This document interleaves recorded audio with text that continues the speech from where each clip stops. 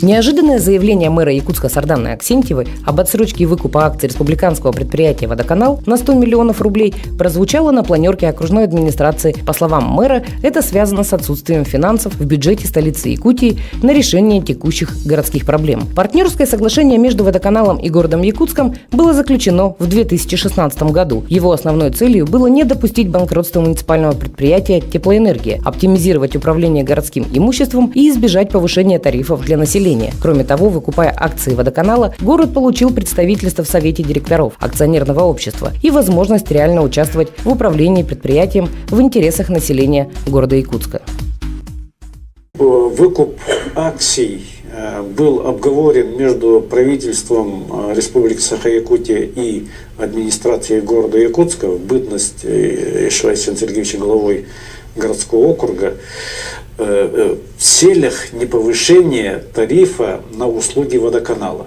Когда в 2016 году был подписан договор между МУП «Теплоэнергия», это муниципальное предприятие, владельцем которого является администрация города Якутска, и акционерным обществом «Водоканал», владельцем которого является правительство Республики Саха-Якутия, мы выкупили сливную станцию, которая приносила большой убыток в деятельности МУП «Жилкомсервис». По договоренности вот эта сливная станция, она стояла на балансе муниципалитета, они поставили его в баланс, МУП «Теплоэнергия». И, соответственно, получилось так, что водоканал выкупал у «Теплоэнергии».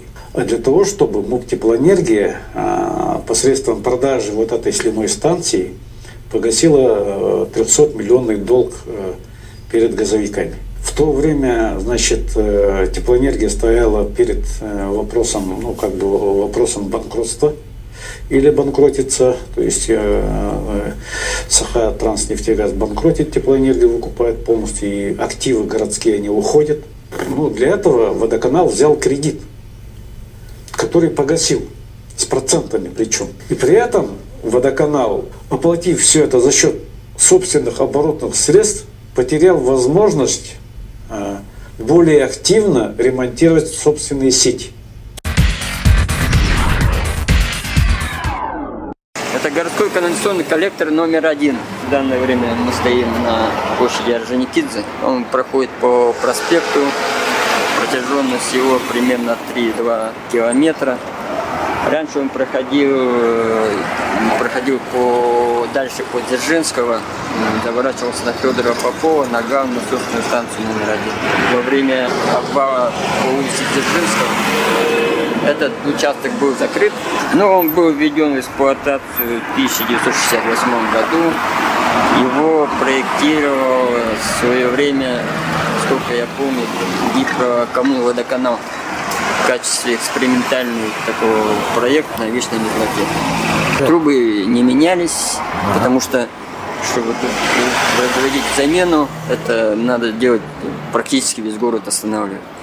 Вот этот короб, который формен коллектор, он тоже требует ремонта.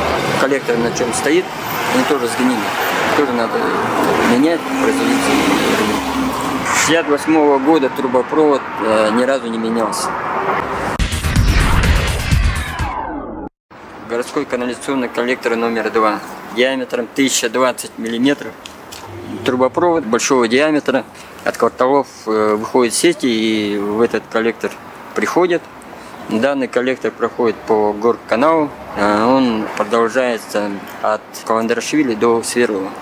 Отсюда на этот коллектор идет ДСК, Мерлотка, с поселка Геологов, 69-й год квартал, 110-й квартал. Это вот все сюда приходит. В 1984 году он был чугунный, а потом вот в 99 году он уже был, поэтапно его была замена. И вот последний участок был, по-моему, заменен уже в 99 году на стальную. Через себя пропускает где-то примерно 50-70 тысяч кубов в сутки. Данный коллектор находится в аварийном таком состоянии. Из-за чего? Из-за того, что произошло провисание данного коллектора на определенных участках. по пропускной способности в 2 раза уменьшился. Из-за того, что он наполовину практически забит песком и илом. И водоканал в настоящее время вот на этом месте установил колодец зачистки и производит работы по его зачистке. Проблемно перекачивать то, что уже подключено.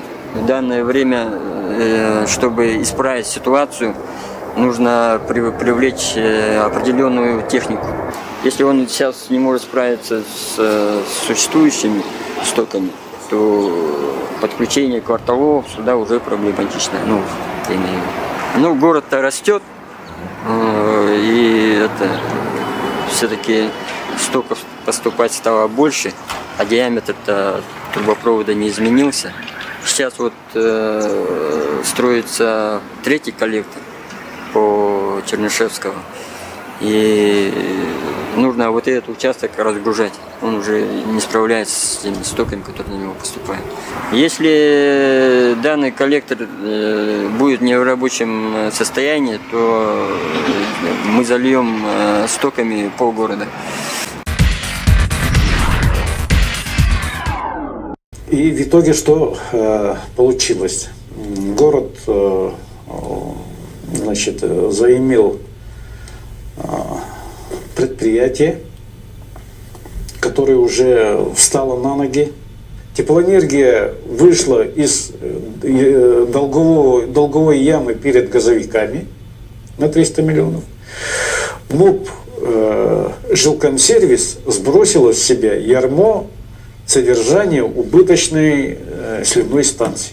Чтобы восполнить вот эти 300 миллионов, или водоканал должен был или поднять тариф, или второй путь, вот на что мы согласились, на 3-4 года отсрочки платежей и планомерно там по 100 миллионов оплачивать.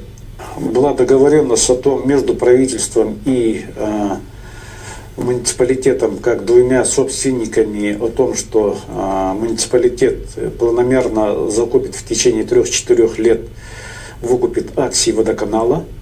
И это бы принесло бы, муниципалитету рычаги, возможность управлять водоканалом. 100 миллионов в 2017-2018 году было оплачено, вернули. В 2019 году, в декабре, все-таки в январе настояли на том, чтобы 100 миллионов было заложено в 2019 год и 100 миллионов запланировали на 2020 год. Неожиданность состоит в том, что партнер водоканала, окружная администрация Якутска, просто поставил предприятие перед фактом, даже без предварительного уведомления, не говоря уже об обсуждении проблемы и поиске взаимоприемлемых решений. Водоканал принял свои производственные планы по ремонту и строительству сетей водоснабжения и канализации столицы Якутии, но заявление мэра Якутска поставило все под угрозу срыва. Мы имеем на сегодня финансовый разрыв. Почему? Потому что мы с оборотных средств, во-первых, взяли кредит и погасили его планомерно с оборотных средств, вот этот кредит. И мы имеем, конечно, сложности в ремонтной программе.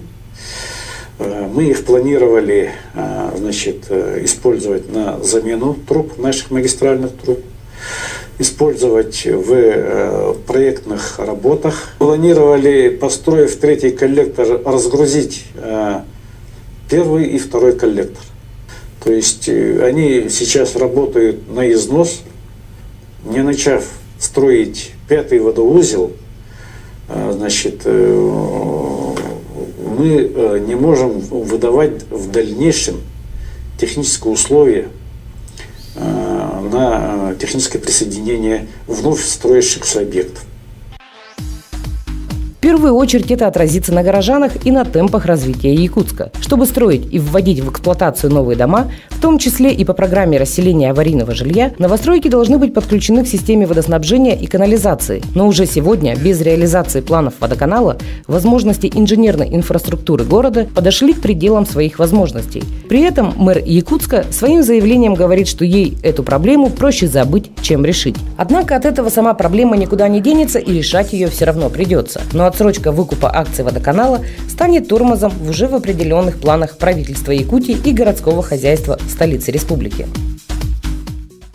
То есть тут кумулятивный эффект будет очень плачевным. Чтобы этого не произошло, тут есть два варианта. Или поднять тариф, что не есть хорошо, да? Или исполнить те обязательства, которые были взяты администрацией города и правительством Республики Саха-Якутия. Возможно, еще раз повторюсь, вот те решения, которые были озвучены главой городского округа, они были озвучены эмоционально и по незнанию вот всей вот этой предыстории, о котором я уже говорил. Но, тем не менее, я считаю, что это не красит любого руководителя. Почему? Потому что должно быть все-таки преемственность власти. Для этого есть понятие преемственность власти, чтобы люди, которые договариваются, они знали, что можно положиться на эту власть. Сейчас, если на самом деле вот это решение пройдет, то это будет очень таким негативным сигналом для всех, что договариваться с администрацией города Якутска невозможно. Обывателям заявление мэра Якутска преподносится как продиктованное необходимостью экономии средств бюджета столицы Якутии. Но это говорит совсем о другом, а вовсе не об экономии. Фактически мэр работает на минутный пиар, не думая о развитии города. Ответственный руководитель ищет и, как правило, находит пути решения проблем, закрывает текущие долги города и выполняет свои обязательства. Но это, увы, уже не наш случай. Возникает закономерный вопрос, почему мэрия Якутска встала на путь конфронтации вместо взаимовыгодного сотрудничества. Вступая в должность главы городского округа города Якутск, клянусь своей честью и совестью соблюдать Конституцию Российской Федерации, Конституцию Республики Саха-Якутия, Закон Российской Федерации и Республики Саха-Якутия, Устав городского округа города Якутск. Уважать и охранять права и свободы человека и гражданина, защищать демократический и конституционный строй, интересы населения города, добросовестно выполнять возложенные на меня обязанности главы городского округа.